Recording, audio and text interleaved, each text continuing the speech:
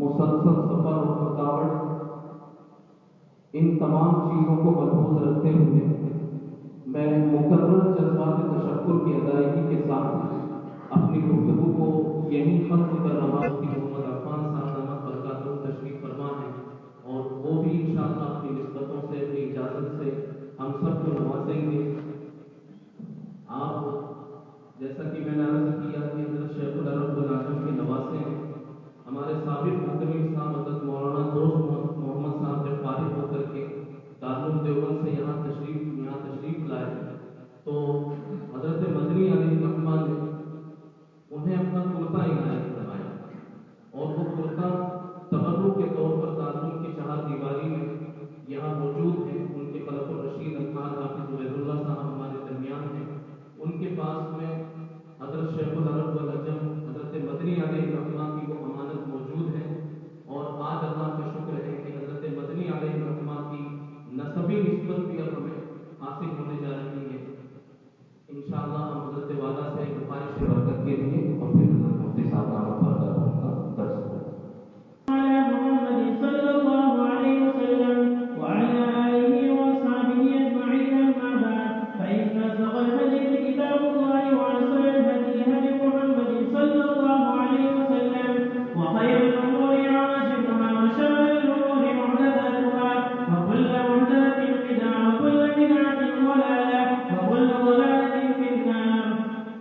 وبالسند المتصل منا إلى الشيخ الإمام الهمام الحافظ الحجة أمير المؤمنين في الحديث أبي عبد الله محمد بن إسماعيل بن إبراهيم بن نغير بن مخلص الجعفي اليماني البخاري رحمه الله تعالى.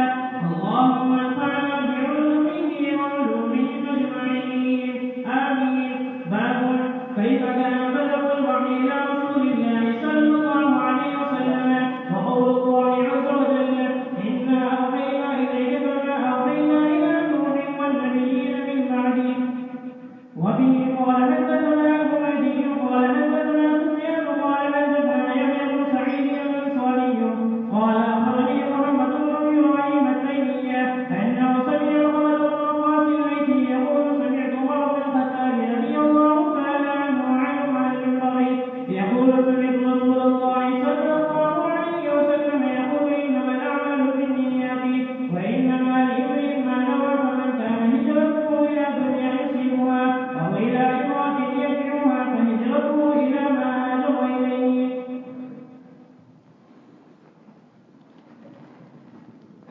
بسم الله الرحمن الرحيم،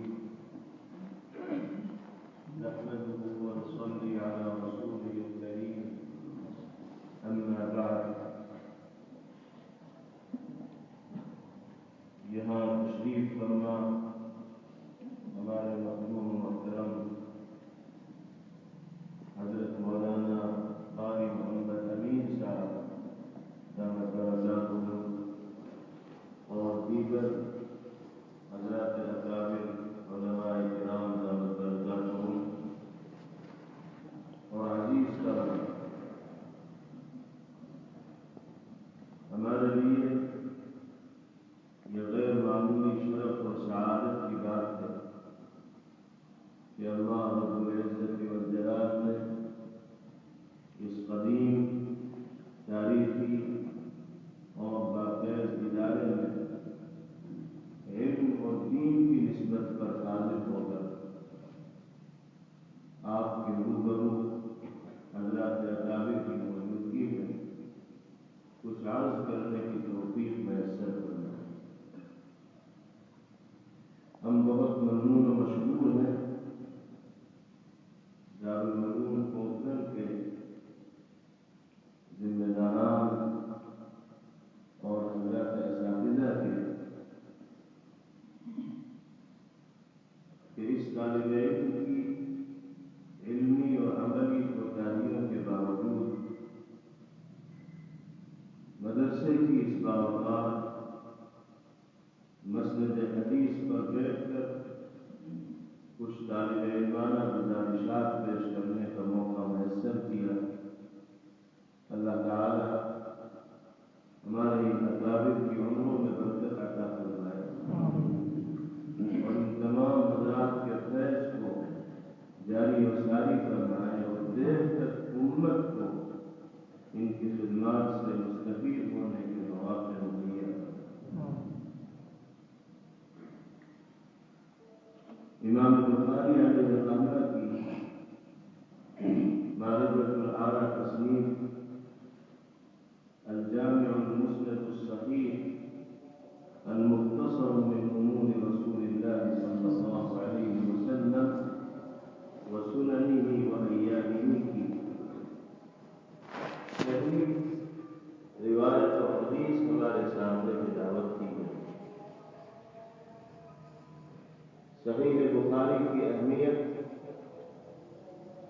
اور امام بخاری علیہ الرحمہ کے اقوال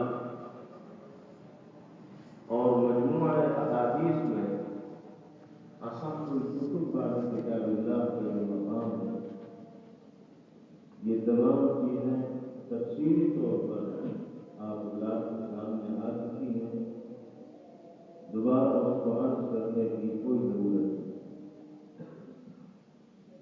میں تو آپ کے درمیان صرف تیمم حدیث پاک کی نسبت کو حاصل کرنے کے لیے اور کچھ طالب علمانہ گزارشات پیش کرنے کے لیے آ گیا ہوں۔ اللہ تعالیٰ صحیح بات کہنے کی توفیق عطا فرمائے۔ آپ نے حضرات اساتذہ کرام سے سنا ہوگا، امام بخاری علیہ الرحمہ نے اپنی کتاب کا آغاز و شروعات دیگر مصنفین کے طریق سے اور نہج سے ہٹ کر کی۔ نہ تو کسی طرح کا کوئی خطبہ امام بخاری علیہ الرحمہ نے کتاب کے شروع میں ذکر فرمایا اور نہ کوئی تنقیدی گفتگو کتاب کے شروع میں امام بخاری علیہ الرحمہ نے فرمائی۔ حالانکہ عام طور پر مصنفین کا یہ طریق رہا ہے کہ وہ خطبے سے اپنی کتاب کا آغاز کرتے ہیں اور تنقیدی گفتگو بھی کرتے ہیں تاکہ ابتدا ہی میں یہ معلوم ہو جائے کہ کتاب کے مشمولات کیا ہیں اور کن کن چیزوں کو اہمیت کے ساتھ مصنف نے ذکر کیا۔ سوال ہوتا ہے امام بخاری علیہ الرحمہ کی اس صنیع پر اور اس طریق پر جو انہوں نے عام مصنفین کے طریق سے ہٹ کر ایک الگ طریقہ کیوں اختیار کیا۔ عام طور پر خطبے میں ان جملوں کو ذکر کیا جاتا ہے جو مقصود پر دلالت کرنے والے ہوتے ہیں اور ہدف کی جانب رہنمائی کرنے والے ہوتے ہیں۔ برائے استدلال کے طور پر ان جملوں کو مصنفین اپنے خطبات میں ذکر کرنا ہے، لیکن امام بخاری علیہ الرحمہ نے نہ تو کوئی خطبہ ذکر کرنا ہے اور نہ برائے استدلال کے طور پر مقصود کی جانب رہنمائی کرنے والے کچھ جملے اور کلمات ذکر کرنا ہے۔ اس کی کیا وجہ ہے؟ اس کی وجہ یہ بیان کی جاتی ہے کہ جو کام عام مصنفین اشارات میں کرتے ہیں، امام بخاری علیہ الرحمہ نے تلوین اور اشارات سے کام نہ لے کر صراحت کے ساتھ مقصد کو بیان کرنا شروع کر دیا۔ خطبے میں ان جملوں کا اور ان کلمات کا لانا جو مقصود کی طرف مشیر ہو، یہ اشارات اور تنبیہات کی قبیل سے ہے، اور مقصود اور ہدف ہی کو ابتداءً بیان کر دینا یہ صراحت کی قبیل سے ہے۔ تو امام بخاری علیہ الرحمہ نے تصریح سے کام دیا اور تنبیہ اور اشارات کو نظر انداز کر دیا۔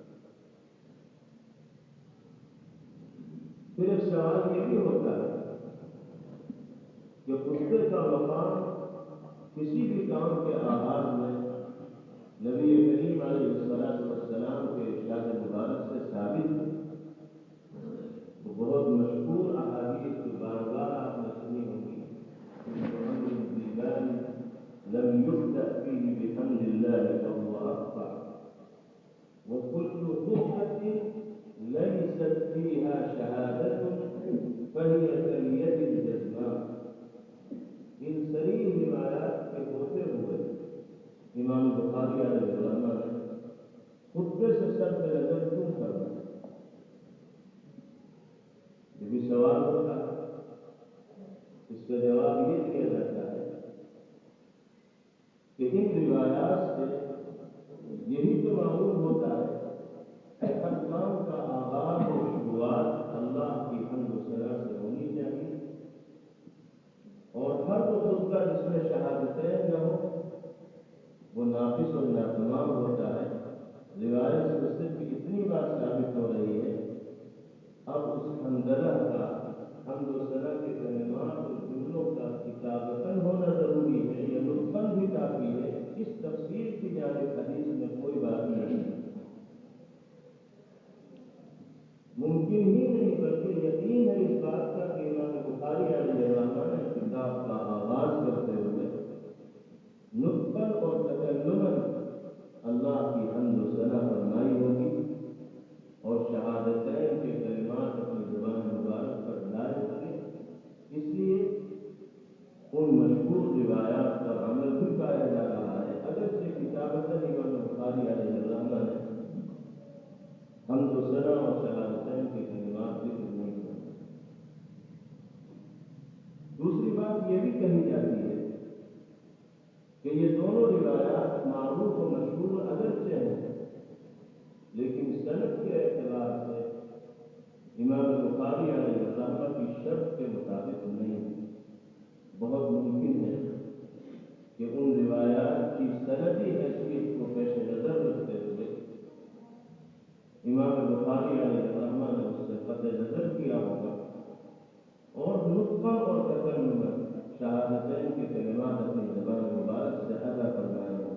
اور تیسری بات یہ بھی ہے کہ تأسیاً بالقرآن کلام الہی کی ابتدا اور پیروی کرتے ہوئے امام بخاری علیہ الرحمہ نے خطبے سے تعارف نہیں کیا بلکہ بسم اللہ الرحمن الرحیم کے بعد مقصد اصلی کو بیان کرنا شروع کیا، کیونکہ کلام الہی کا آغاز بھی ایسے ہی ہوا ہے بسم اللہ الرحمن الرحیم اقرأ بسم ربک الذی خلق خلق الانسان من علق. اسی طریقے سے جناب رسول اللہ صلی اللہ تعالی علیہ وسلم مختلف حکمرانوں کے نام جو دعوتی خطوط ارسال فرمایا کرتے تھے اس میں بھی عامةً آپ خطبہ تحریر نہیں فرماتے تھے بلکہ بسم اللہ الرحمن الرحیم کے بعد مقصد اصلی کو ذکر فرما دیا. بہت ممکن ہے کہ امام بخاری علیہ الرحمہ نے نبی کریم علیہ السلام کی اسی نہج کو اپنی اس کتاب کے اندر اپنایا. لیکن پھر سوال ہوگا کہ وہ تو خطوط ہے اور یہ ایک مجموعہ ہے کتاب، تو اس کا جواب شراح نے یہ بھی دیا ہے کہ امام بخاری علیہ الرحمہ نے ممکن ہے اپنے ذہن میں ان مجموعہ احادیث کو پیغمبر علیہ السلام کے خطوط ہی کی حیثیت دی. گویا کہ یہ مجموعہ اللہ کے رسول صلی اللہ علیہ وسلم کی جانب سے دنیا میں بسنے والے انسانوں کا ایک پیغام، جیسے آپ نے مختلف حکمرانوں کے نام دعوتی خطوط ارسال فرمائے، اسی طرح سے امام بخاری علیہ الرحمہ نے انسان کی زندگی کے تمام شعبوں پر محیط پیغمبر علیہ السلام کے فرامین سے حسین گلدستہ اور مجموعہ تیار کر کے امت تک پہنچایا کہ یہ پیغام ہے نبی کریم علیہ السلام. اس حیثیت سے یہ مجموعہ ایک کتاب کی شکل تو رکھتا ہی ہے لیکن ساتھ ساتھ اس میں خط کی کیفیت بھی آ گئی اور خطوط نبی کریم علیہ السلام بسم اللہ سے شروع کر سکتے تھے اور مقصد اصلی کو ذکر کر رہے ہیں. اس اعتبار سے امام بخاری علیہ الرحمہ کا یہ عمل تأسیاً بالقرآن بھی ہے اور تأسیاً بالنبی صلی اللہ علیہ وسلم. باب كيف كان بدء الوحي إلى رسول الله صلى الله عليه وسلم وقول الله عز وجل إنا أوحينا إليك كما أوحينا إلى نوح والنبيين من بعده.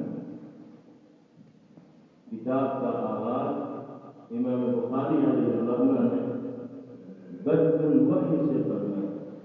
آپ جانتے ہیں کہ وحی لغت کے اعتبار سے مخفی اور پوشیدہ پیغام کو کہا جاتا ہے،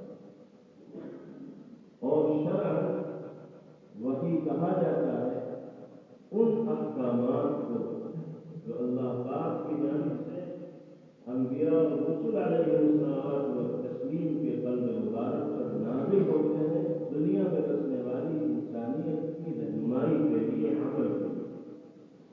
لغت کے اعتبار سے کوئی بھی خفیہ پیغام وحی کے زمرے میں اور دائرے میں آتا ہے، لیکن اصطلاح شرع میں وحی سے مراد وہی پیغامات ہوں گے جو احکامات کی قبیل سے ہوں اور اللہ پاک کی جانب سے انبیاء کرام علیہ الصلوۃ والتسلیم کے قلوب مطہرہ پر نازل کیے گئے۔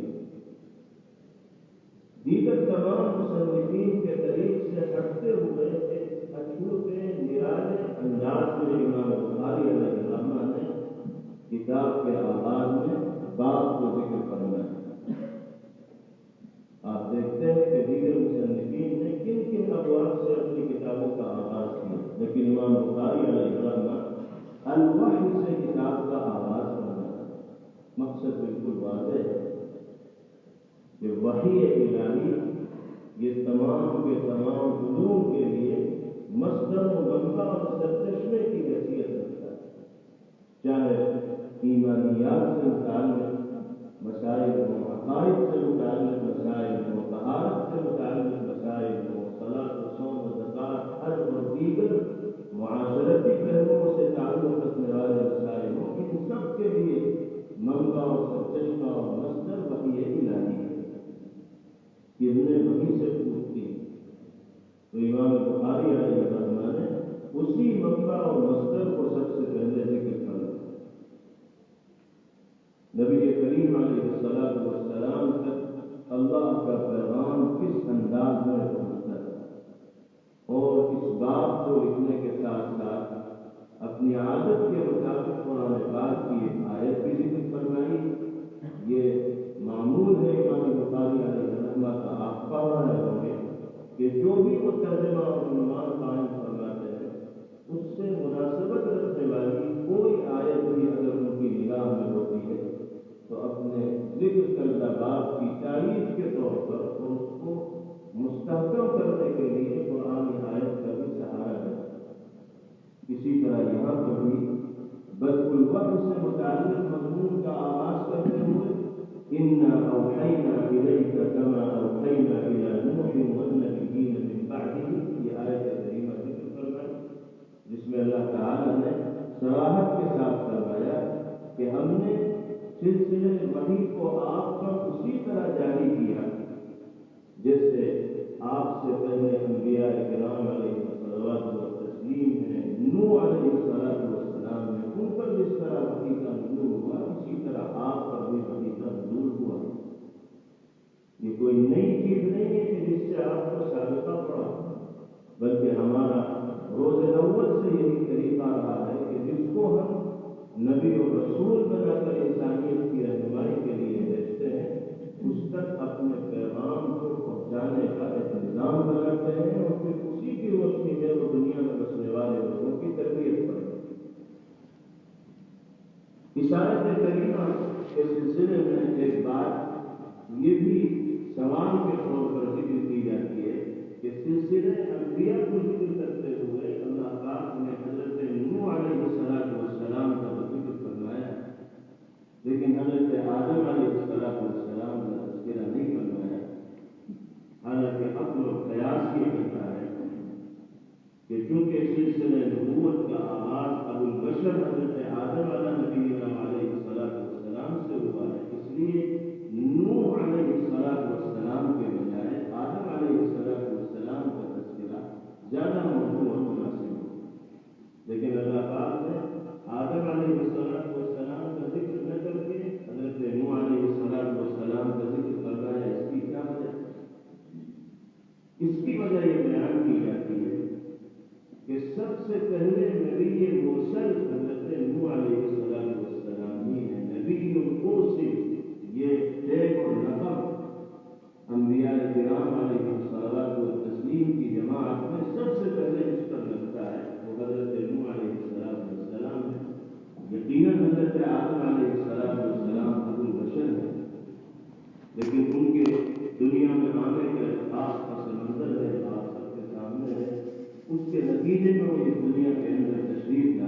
پھر باقاعدہ نظام کے طور پر انبیاء مرسلین کا جو سلسلہ شروع ہوا اس کی پہلی کڑی حضرت نوح علیہ السلام کی خدمت دنیا میں تشریف لائی۔ یہ یوں کہا جائے کہ انسانیت کی رہنمائی کے لیے اس دنیا میں آنے والے انبیاء کرام علیہ الصلوات والتسلیم میں وہ سب سے پہلے نبی جن کی امت کو باری تعالیٰ کے غضب و غضب کا اور عقاب کا سامنا کرنا پڑا۔ نبی عوقبت امته وہ حضرت نوح علیہ السلام۔ ممکن ہے کہ اسی چیز کو پیش نظر رکھتے ہوئے اللہ تعالیٰ نے حضرت آدم علیہ السلام کا ذکر نہ فرما کر حضرت نوح علیہ السلام کا تذکرہ فرمایا۔ بعد میں اور آیت کریمہ میں مناسبت بالکل واضح ہے۔ اس کے بعد پہلی روایت امام بخاری علیہ السلام ذکر فرماتے ہیں حدثنا الحمیدی۔ حمیدی امام بخاری علیہ السلام کے جلیل القدر استاد ہیں اور ان کا اصل نام ہے عبداللہ بن زبیر۔ حمیدی ان کو کہا جاتا ہے حمیدی بن اسامہ کی طرف نسبت کرتے ہوئے، جو ان کے قبیلے کے ایک وطن کا نام ہے۔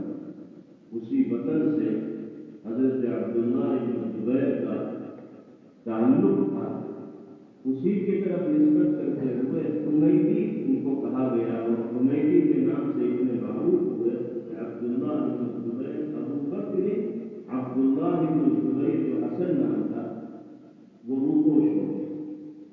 قبیلہ قریش سے ان کا تعلق بنو کرد میں قصی کے قریب میں جا کر نبی کریم علیہ السلام سے ان کا شجرہ نسب ملتا ہے۔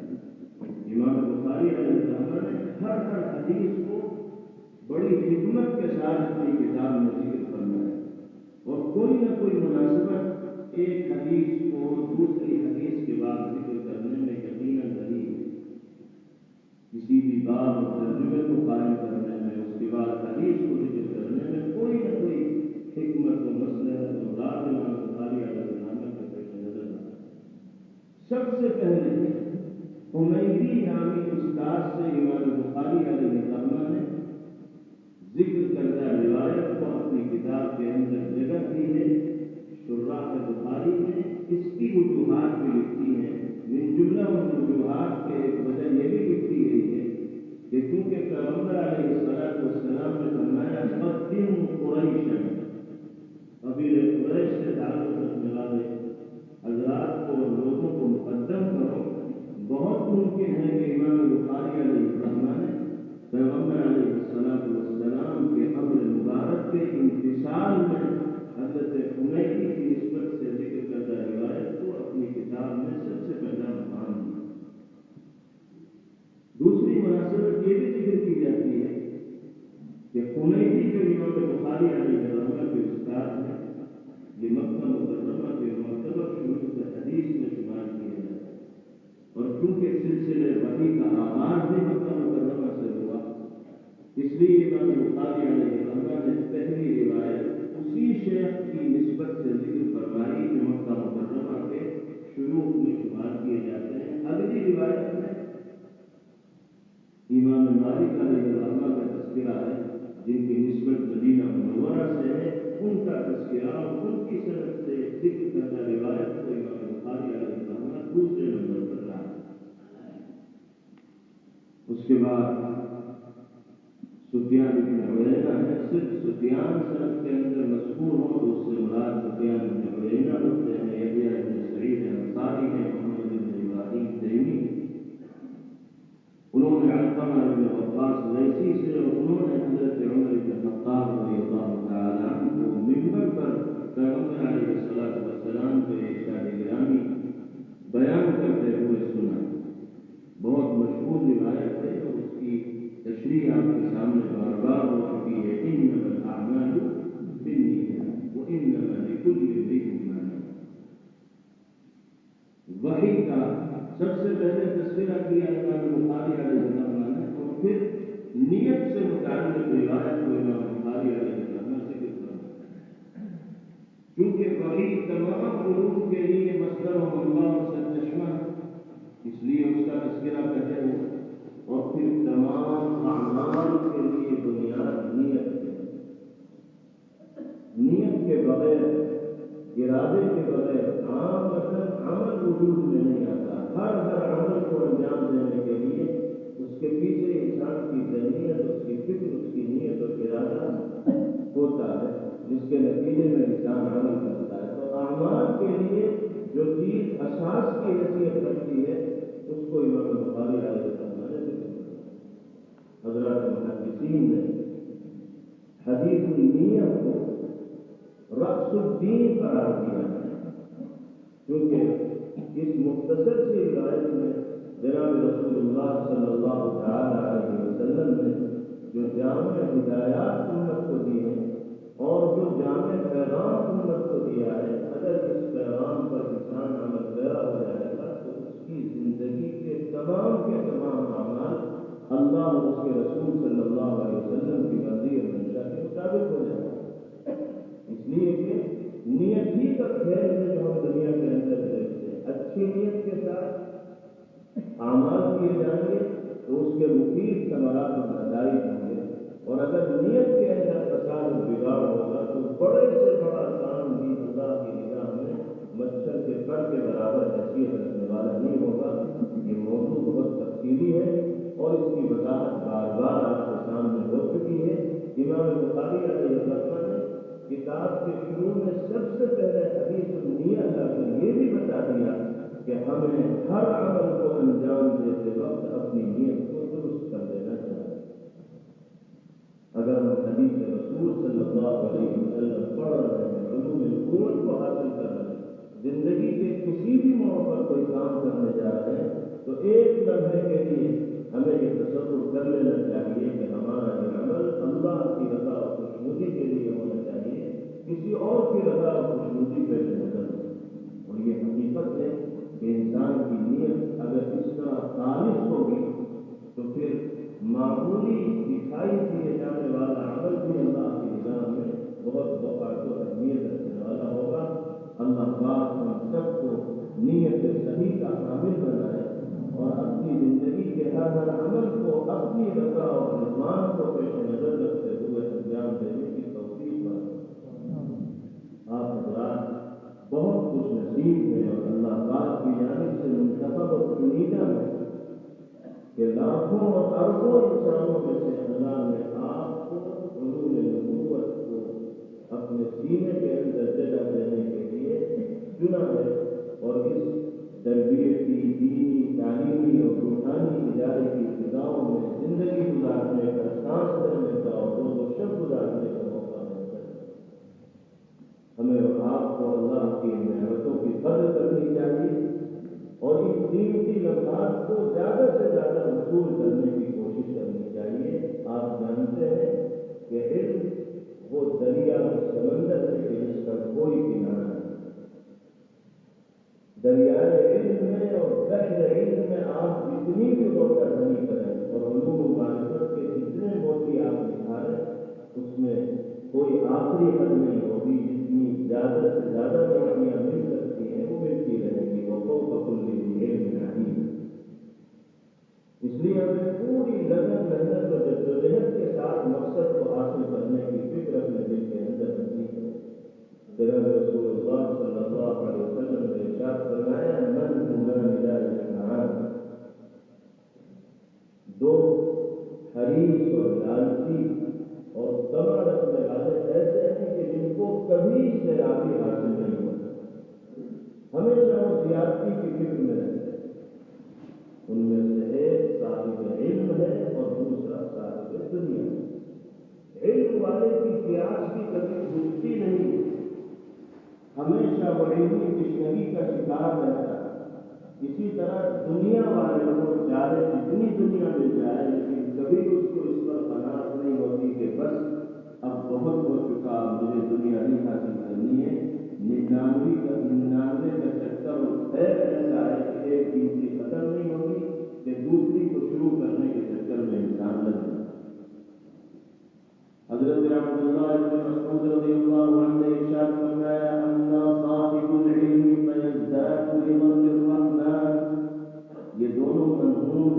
حریص ہیں، طمع رکھنے والے اور لالچ رکھنے والے ہیں، لیکن دونوں میں دونوں بعید ہے اور زمین و آسمان کا فرق۔ صاحب علم کی جو حرص ہے، یہ حرص اس کو فرش سے عرش پر پہنچا دیتی ہے، کہیں سے کہیں اس کے مقام و مرتبے کو پہنچا دیتی ہے۔ یزداد رضا بالرحمن، جتنی حرص و طمع اور لالچ علوم نبوت کو حاصل کرنے کی ہمارے دلوں میں پیدا ہوگی، اللہ کی رضا اور رضوان کے اتنے ہی زیادہ ہم مستحق بنتے چلے جائیں۔ وَأَمَّا صَاحِبُ الدُّنْيَا فَيَتَمَادَى بِالطُّغْيَانِ، دنیا والا بھی حرص کرتا ہے، لالچ کرتا ہے، لیکن اس کی حرص و لالچ اس کو سرکشی کے اندر ڈبوتی چلی جاتی ہے، سرکشی کے اندر غرق کرتی چلی جاتی ہے۔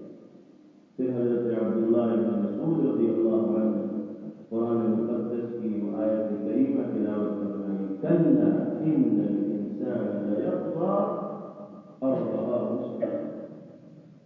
ہمیں دعا کرنی چاہیے اور کوشش کرنی چاہیے کہ اللہ ہم سب کو علم کا رسیہ بنائے، علم کا حریص بنائے، اور علم کی طمع ہماری خودی کے اندر باری تعالیٰ پیدا کرے۔ جتنی عظمت علوم نبوت کی ہوگی اور علوم نبوت کے لیے جس درجہ تڑپ اور طلب ہمارے دل کے اندر ہوگی، اللہ پاک اس نورانی علم سے ہمارے سینے کو اسی درجہ کرے۔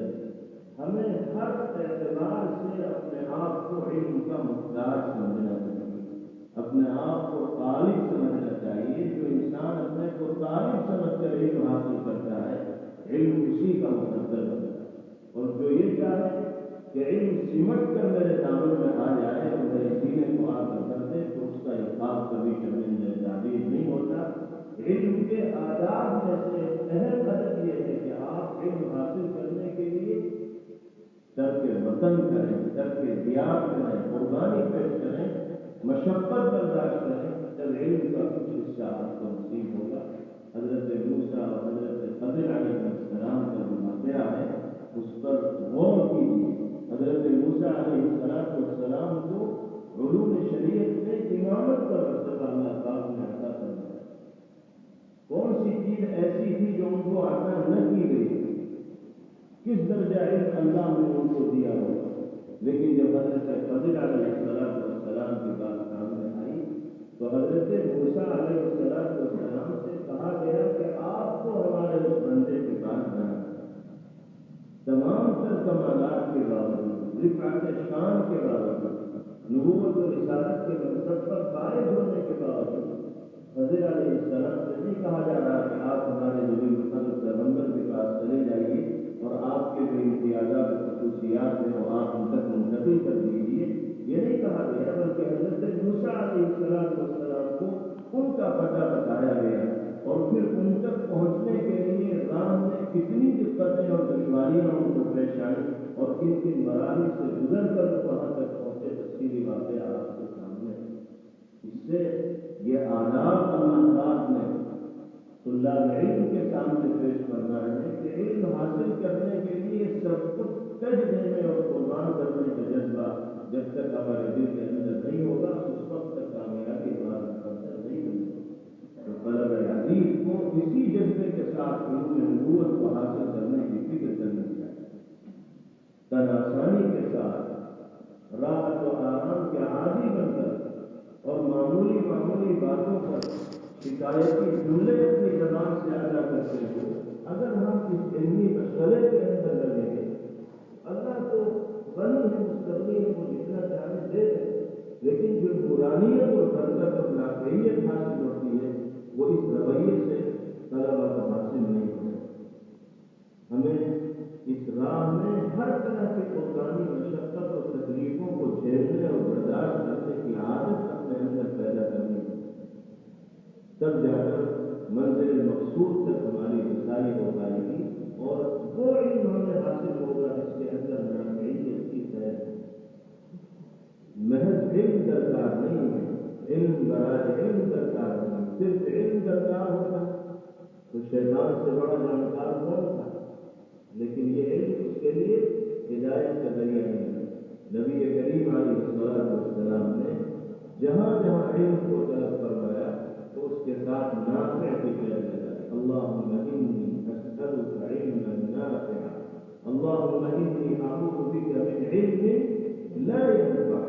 اللہ علم نافع کا طالب ہوں، ایسے علم سے پناہ چاہتا ہوں جو انسانیت کو نفع پہنچانے والا. اللہ پاک نے ہمیں احادیث رسول صلی اللہ علیہ وسلم کو پڑھنے اور سننے اور سمجھنے کا موقع میسر فرمایا ہے. تو ہمیں اپنے اندر ان احادیث کے نصوص اور اس کا اثر بھی نمایاں کرنے کی کوشش کرنی چاہیے. ہماری زندگی ایسی ہو، ہمارے اعمال اس بات کی ترجمانی کر رہے ہوں کہ واقعی یہ طلاب علم ہے. تمام کا اہتمام، جماعت کا اہتمام، اساتذہ کا ادب و احترام اور ہر طرح کے ظاہری اور باطنی گناہوں سے اجتناب، اپنے وقت کا صحیح استعمال، پیغمبر علیہ السلام جیسے اخلاق و کردار کو اختیار کرنا، یہ وہ تمام چیزیں ہیں جو ایک صاحب علم کو زیب دینے والی اور اس کی شاعر نشان. ہمارے کسی عمل سے بدتہذیبی، بےبودگی اور غیر مہذب اسلوب کا اور طریق کا اظہار نہ ہونا چاہیے. آپس میں ہم ایک دوسروں کے ساتھ بہت اچھا برتاؤ کرنے والے ہوں. حضرات صحابہ رضوان اللہ علیہ اجمعین کی جو صفات بیان کی گئی وہ رحماء بینہم، آپس میں ایک دوسرے پر دل نچھاور کرنے والے تھے، مہربانی کرنے والے تھے، آپس میں لڑنے جھگڑنے والے نہیں تھے، بلکہ تحمل، برداشت اور عفو درگزر کے جذبے کے ساتھ زندگی گزارنے والے. جب یہ چیزیں پیش نظر ہوں گی تو انشاءاللہ منزلیں اور مقامات ہمارے لیے آسان سے آسان تر ہوتے چلے جائیں گے. اللہ پاک ہم سب کو ان نعمتوں کی قدردانی کی توفیق نصیب فرمائے اور ہماری ساری زندگی کو اللہ پاک خدمت قرآن اور خدمت حدیث کے واسطے قبول فرمائے اور اس ادارے کو، اس مدرسے کو، اس کے اساتذہ کو، منتظمین کو اور بانیان کو، اب تک خدمت کرنے والے افراد کو اللہ جزائے خیر مرتبہ فرمائے. دنیا سے جا چکے ہیں ان کی قبروں کو نور سے منور اور جو بغیر حیات ہیں اللہ اپنی عمروں میں صحت و عافیت کے ساتھ برکت نصیب فرمائے اور زیادہ دیر تک